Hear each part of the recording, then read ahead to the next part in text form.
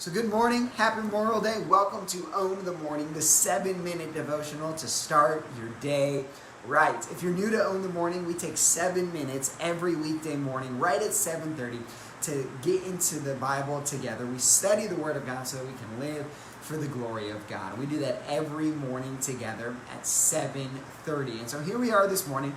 And this morning, I want to talk about the importance of memorialization. We're obviously celebrating Memorial Day today, and so there's great significance and meaning in that. And the idea of memorializing is all throughout the Scriptures. If you go back to early on in Genesis chapters 5, 6, 7, 8, it tells the story of the flood. Pretty famous story. And we get to the end of the story of the flood, and what do we see? God is going to take a moment and stop before he moves everybody on, and he's going to put up a memorial, a rainbow. It's a pretty beautiful memorial. But God actually says right there in the text, I'm doing this so that every time I see it, God says, I will remember my covenant with you. Now, if God needs symbols, no, he doesn't need them, but if God takes the time to establish and set up symbols for himself to remember something, how much more do we need that? Even God gives himself little reminders of what he's done and how he's established relationship with us. Now, as you go through the journey of humanity through Genesis and then into the establishment of the Hebrew people, there's another great memorial with the Egyptians. And so this is known as Passover. And when the angel of death comes into the camp and it falls on the firstborn, and mostly the Egyptians, and the Israelites were saved by blood over their doorpost. Now, for generations and generations and generations, some to this day still celebrate and remember the Passover as a memorial of God's faithfulness and deliverance of the Israelite people. Now, as the Israelite people then escaped Egypt and went into the desert, we get into eventually Joshua chapter 3 and 4. This is probably 50, 100 years or so after the Passover. And we see this really fascinating story in Joshua chapter 3 and 4. So if you have a Bible, open it up to Joshua chapter 3 and 4.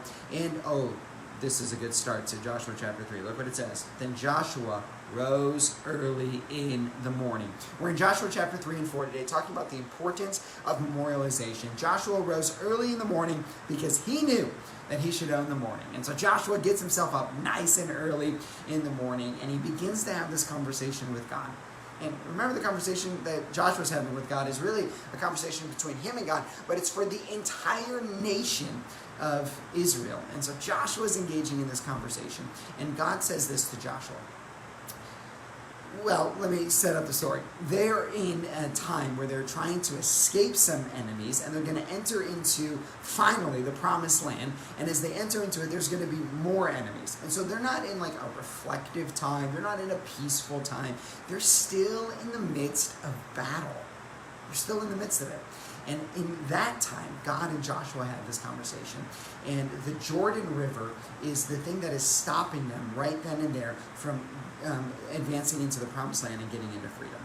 And so God says to Joshua, I'm going to do wonders among you this day. In Joshua chapter 3, verse 5. He says, I'm going to do wonders among you.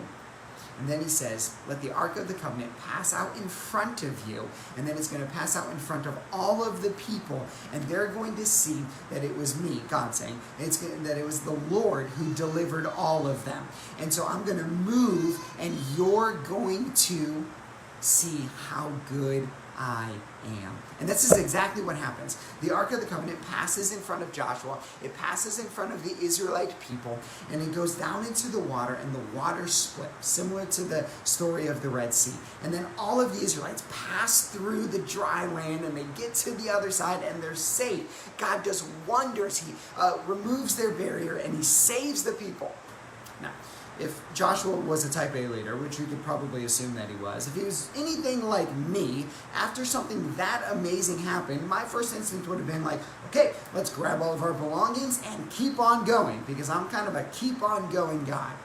There's still enemies out there. Their kids still don't have a place to sleep. They're still looking for food. And all of this is going on. And God takes a moment and he says, hold on, stop, Joshua, before you guys move on any further. Why don't you go grab 12 guys, Joshua? I want you guys to walk into the middle of the water. And I want each of the guys to grab some large stones. Grab a big old rock, each of you. And then the 12 of them are going to go to the other side, and you're going to drop the rock. Now, this is right in the heat of battle. This is when their nation is still unsettled. And God says, stop for a second and make a memorial of these 12 stones. Because, and then God says this to Joshua. He says, in the future, your kids are going to ask, what mean these stones? What a great question. What mean these stones? Why are these stones here?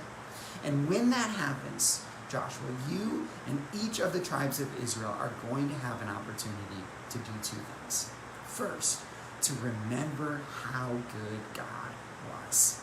To remember the miracle that happened here when your backs were up against the wall, when there was a barrier that you couldn't get through, and when I showed up for you and delivered you into your freedom. And these stones are going to remind you, this memorial is going to remind you of that. And the second thing it's going to do, Joshua, is it's going to give you an opportunity to tell the story to the next generation, to pass it on so that they too would know the goodness of God. This is a powerful memorial, and it's a reminder to us to stop. And sometimes they have actual physical symbols. Now, there's no power in the symbols, but to have physical symbols that remind us of God's faithfulness for our own good, and also so that we might be able to share and tell the stories. Behind me is a poster. It has my anniversary date.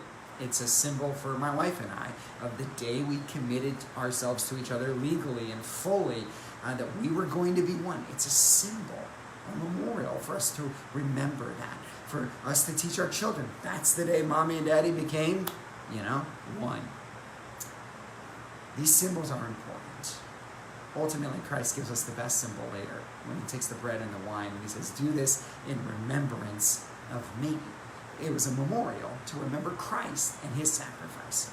And so today on Memorial Day, we've set up a day as a nation to remember how people have served us, how they have given up their lives for us. And what a moment for us to stop and to remember, to say thank you, to reflect upon that, and to share the story to our kids and future generations of why we get to live in such a great nation, because people have sacrificed. And so spiritually, it's important. Nationally, it's important. Personally, it's important. And so think of the symbols in your own life of God's good faithfulness to you.